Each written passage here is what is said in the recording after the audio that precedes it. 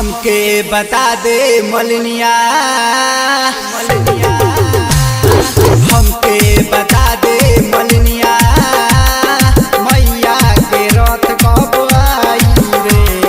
मैया के रथ कब आई रे झुलवा लगाई के निमिया के छाई हरबानी आरती सजाई रे हमके बता दे मलनिया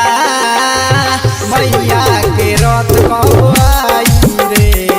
मैया के रथ कब आई रे हमके बता दे मलनिया मैया के रथ कब आई रे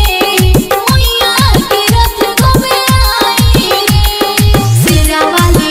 जय मां जोता वाली थारे वाली जय मां लता वाली डीजे हरिओम बसंतपुर डीजे हरिओम बसंतपुर डीजे हरिओम मैया के रथ कब आई रे चौका पूरा गइल अंगना लिपा गइल गैया के गोबरा ले आई हो थारे वाली जय मां लता वाली गंगा के पनिया के छाक लवंगिया पानी बनौले महंगाई हो देखो टाइम केतना बीतल जाता ए मालिन केतना बताई रे हमके बता दे मलनिया मैया के रथ कब आई रे मैया के रथ कब आई रे हमके बता दे मलनिया मैया के रथ कब आई रे मैया के रथ कब आई रे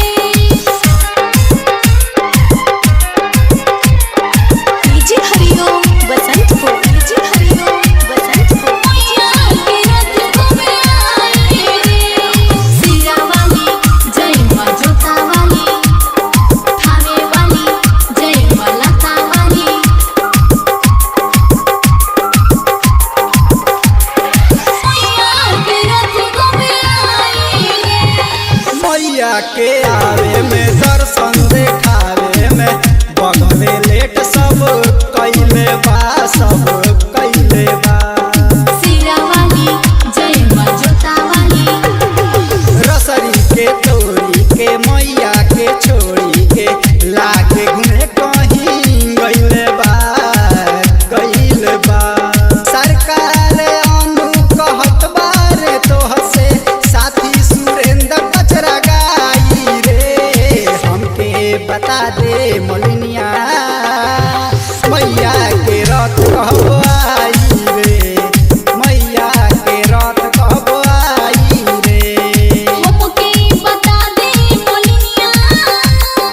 मैया के रथ कब आई रे मैया के रथ कब आई रे सत्यम रिकॉर्डिंग स्टूडियो खोरी पाकर।